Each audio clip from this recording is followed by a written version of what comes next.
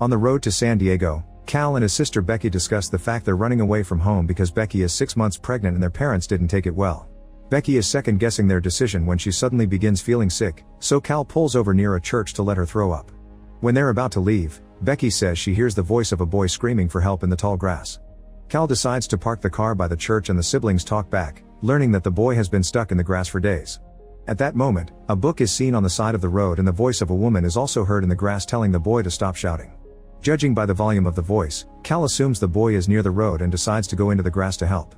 Becky follows him while she tries to call 911, but then she loses reception as she goes deeper.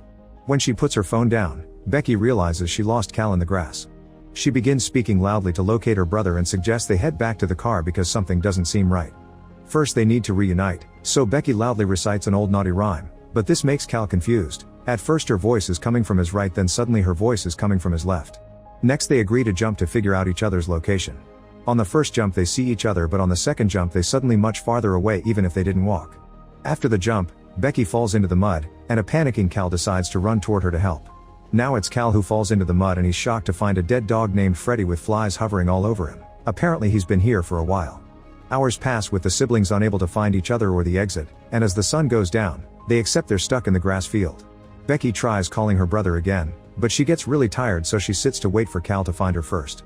Suddenly a creepy figure appears among the grass, but it turns out to be just a man named Ross, who offers his help to take her out of the field. He explains he's found a way out but hasn't left yet because he is looking for his wife and son, whose voice the siblings heard early. Becky is wary of him, but she has no other choice but to accept his help, so they go looking for Cal together. Some more time passes, and Cal keeps calling for Becky to no avail. As he sits there disappointed, something suddenly startles him. It's Tobin, the boy that had been calling for help earlier. He consoles Cal and says it's easier to find things once they're dead. Weirded out, Cal asks if Tobin was the one who lured them into the field, but Tobin says he and his family went in because they heard a man calling for help too and he has no idea how long they've been here for. Tobin says that his sister will be dead soon, and Cal wonders how the boy knows Becky is his sister. Tobin replies that the rock told him the truth. Apparently it's the rock that teaches you how to hear the grass and that's how you get to know about things. Then Tobin beings guiding Cal to Becky. Meanwhile Ross and Becky talk about her baby, and Ross guesses that the father of the baby isn't with her. As they walk, Becky finds medicine bottles and scissors on the ground, not understanding how they got there. When she looks again, she discovers Ross isn't there anymore.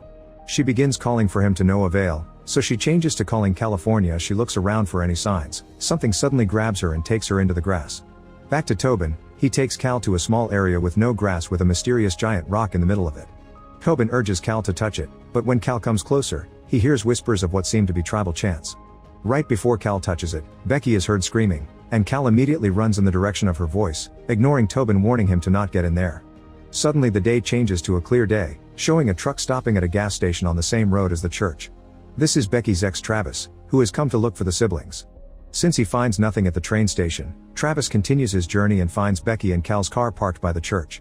When he looks inside the car, he sees bugs and dust, indicating the vehicle has been there for weeks.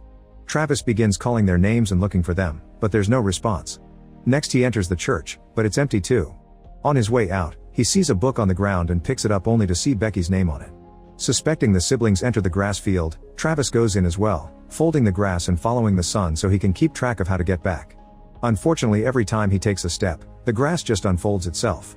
After a few steps, Travis realizes the sun isn't in the correct spot anymore, but regardless of his confusion he keeps moving until night falls. Since he's tired, he stops to lie on the ground and stare at Becky's photo. Suddenly something startles Travis. It's Tobin popping out of nowhere. As whispers and laughter can be heard in the tall grass, Tobin reveals he knows Travis' name and that he's looking for Becky, saying he can take him to her. Travis doesn't hesitate to follow him, only to be incredibly upset to discover Becky's dead body right in the middle of the field. As Travis clings to her crying, Tobin explains the grass doesn't move dead things because it makes them easier to find. When Travis looks up, Tobin is gone. The next morning, Travis wakes up and sees Becky's dead body right beside him. He picks up a necklace from her body and starts moving again, but then he hears someone and starts calling for help. It's Tobin who responds back, and Travis calls for him again so the boy can find him. However, the Tobin that shows up looks clean and healthy, and he's there with his mom Natalie, his dad Ross, and the dog Freddy. This reveals that the grass field is stuck in some sort of time loop. Suddenly Freddy runs into the field and Tobin follows him, ignoring Natalie's warnings. At that moment Travis realizes Tobin has managed to leave the field and tries to tell him not to come back inside, but it's too late. The boy is coming for his family. Natalie thinks she hears Tobin nearby and splits up from the group to find him. By the time night falls, Ross is looking for his family alone and comes across the mysterious rock. The next morning, Tobin is shouting for help while Becky and Cal are outside the field with the car again. However, this time Travis is in the field too. When he hears Becky's voice, he calls her name, and both siblings are shocked to hear him before replying. Travis tells them that he came looking for them, which Becky finds hard to believe. Suddenly they hear Tobin's voice reciting Becky's rhyme, and Travis follows it to finally find the boy. Becky does the same thing and is reunited with Travis, making the moment rather awkward. Shortly after, Cal shows up too, and he clearly doesn't like the fact Travis is there. At that moment, the group finds Freddy's body. To add to the confusion, Travis tells the siblings that they've been missing for 2 months, but they don't believe him because from their perspective, they only left 2 days ago. Suddenly Becky feels like someone is watching them and says they need to go, so Travis picks up Tobin on his shoulders for the boy to find a way out. Fortunately, he spots a building in the distance, and they start walking toward it. Cal asks Travis if he told anyone about them, hoping that someone will come looking for them, but sadly Travis didn't tell anybody. At that moment, Becky feels some pain in her belly, prompting Travis to ask about the baby. Becky tells him that it's a girl and lets him touch the belly to feel the baby move. Suddenly, a phone rings and they're shocked to receive a call from a voice like Becky's, who is crying as she asks them to not let Cal hurt Travis because they will keep making the same mistake again and again. It all seems unbelievable and the group decides to keep moving, unaware that someone watches them through the grass. A few steps later, Becky slips in the mud and as she falls, she sees mysterious visions of a baby, tall grass, and strange people coming toward her, which terrify her and makes her faint. Cal and Travis run toward her, but at that moment Ross shows up and tries to help her too, saying he can lead them out. Travis tells him about the building they saw and lifts Tobin again, but this time he can't see the building, it's only grass everywhere. Ross mysteriously says that's how things work in there. The group keeps walking and eventually they reach the rock again. This time they notice there are carvings all over the rock, and somehow Ross knows it refers to a higher knowledge, which he explains as he touches it. Everyone thinks Rossi is being creepy and he urges Cal to touch the rock too, saying he'll also receive knowledge. Before this can happen, Natalie comes out of the grass and stops him, telling her own husband to stay away from them. She's obviously terrified of him and tells the others that Ross is lying before explaining that she had seen Becky and Ross before, but Becky wasn't alive and Ross tried to hurt Natalie. Ross denies this and while they argue, Becky sees the visions again, but this time she also sees Ross in the grass looking very supernatural. Terrified, Becky tells Travis and Cal they should leave. They try to get Natalie and Tobin to go with them, but Ross is still trying to manipulate them to touch the rock. Travis cuts it, triggering an argument that soon becomes a physical fight. As the men exchange blows, Becky asks Cal to help Travis, but Cal refuses. While they fight, Ross keeps insisting that Travis should touch the rock and finally overpowers him to win the fight. Next Ross attacks Natalie, showing he's truly lost it when he smashes her head with his bare hands. The rest of the group runs away from Ross and finds Freddy, so they begin to follow him until they reach an abandoned building. Once they get inside, Travis and Cal blame each other for this mess, starting an argument. Cal blames Travis for abandoning Becky, accusing him of wanting Becky to terminate the baby, and Travis retaliates by saying Cal has naughty feelings for his sister, causing Cal to throw a punch and start to fight. At that moment, Ross catches up and tries to break the door.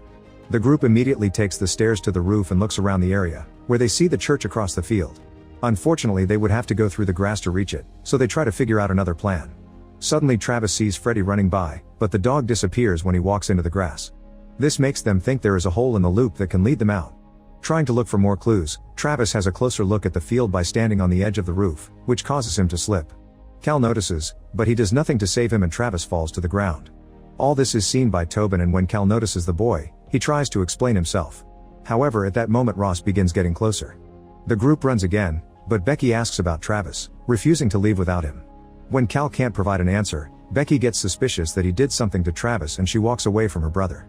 Cal tries to follow her but Ross suddenly catches him, revealing he knows the truth about the Travis incident. Cal tries to escape but Ross doesn't let him go and holds him to the ground as he struggles for his life. At that moment, many bodies appear in the field of grass. Travis turns out to be alive, and he gets up to look for Becky again. He yells for her name and she answers, but they can't see each other. Giving up, they both lie in the grass and talk about their child again, so Travis says he's happy Becky's decision to keep the baby.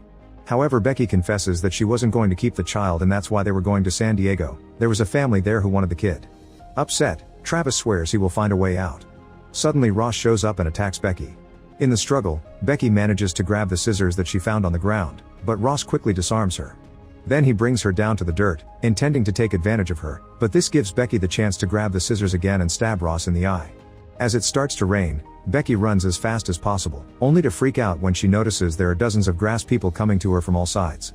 These weirdos grab her and pull her into the grass. Moments later, Becky finds herself lying in the mud in front of the rock. She pulls her phone out and makes a call, which turns out to be the one they heard earlier about not letting Cal hurt Travis. Suddenly the grass people come back and surround Becky as she screams in pain because her body has decided to deliver the baby. The visions come again and this birth matches the drawings on the rock. After lots of pushing, Becky hears the baby crying, but she can't see her. Suddenly the ground shakes and opens into a giant ditch between the rock and her. Becky stands on the edge and looks inside, where she sees many people clinging to the branches of an old tree while trying to come out. Becky screams and moves back before exhaustion takes over her and she passes out. Moments later she opens her eyes and asks about the baby. Shockingly, it's Cal who answers as he calms her down and gives her some water. He also holds a baby and shows it to her, making Becky relieved. As she closes her eyes again, Cal begins feeding her, and Becky is so hungry she takes it all. Cal says it's grass and seeds, but Becky thinks it tastes like something else, and she freaks out when she realizes she's eating human flesh and that Cal is actually Ross. Meanwhile, Travis is badly injured, yet he keeps searching for Becky. Eventually he finds her alone on the ground, and when Becky asks about the baby, Travis touches her belly and realizes the baby is gone. As he cries in grief, Tobin reappears and tells him that Ross killed everyone. He also explains Ross is never going to stop and that he will kill them over and over again. A terrified Tobin starts to cry, so Travis hugs him and says he won't let anybody hurt him. Afterward, Travis shouts and asks Ross if he wants to kill him. Ross immediately appears from the grass and attacks Travis, trying to kill him while ignoring Tobin's pleas to stop. Ross attacks Travis with a bone and makes him fall defeated before going after his son. Tobin tries to run, but Ross catches him and tries to force him to touch the rock. Suddenly Becky gets up and hits Ross from the back, causing him to drop Tobin as Becky falls again. At that moment Travis stands up too and attacks Ross, hitting his head against the rock and finally killing him by tying some grass around his neck. Then Travis goes to Becky and holds her as he cries. Not knowing what else to do, Travis approaches the rock as Tobin warns him that if he touches it he wouldn't be able to leave. Travis ignores him and touches it anyway, which makes him feel weird. Suddenly a red light emerges from the rock and spreads all across the field, almost as if cleansing the area. Travis now looks creepy like Ross used to, making Tobin afraid. The boy starts to run away, but Travis stops him, asking him to come with him. Ross hadn't been lying, the rock did give Travis knowledge of the grass field. He takes Tobin near the entrance and asks him to go out to warn Becky and Cal so they won't come inside the field again. Hopefully this will destroy the loop. Then he gives Tobin Becky's necklace and pushes him out of the field. In the blink of an eye, Tobin appears in the attic of the church. He opens the door and makes his way outside, where he sees Becky and Cal's car standing on the road. They are about to enter the field because they heard someone calling for help, but Tobin runs to them and stops them. It looks pretty weird because it's his own voice that comes from the grass as well, and a confused Cal begins approaching the grass. Tobin keeps begging to Becky to stop him and to prove his story. He reveals the necklace Travis gave him. Becky is shocked as she compares it to her own necklace, and when Tobin mentions Travis' name, it's finally enough for Becky to go to stop her brother. Afterward, Becky convinces Cal to leave, and they take Tobin in the car with them. However, instead of going to San Diego, Becky asks him to go back because she's decided to keep the baby. In the field, Travis hears Becky's words and is happy with this change, so he lays down and lets the grass cover him. Make sure to subscribe and turn on notifications so you can watch more videos like this. Thanks for watching.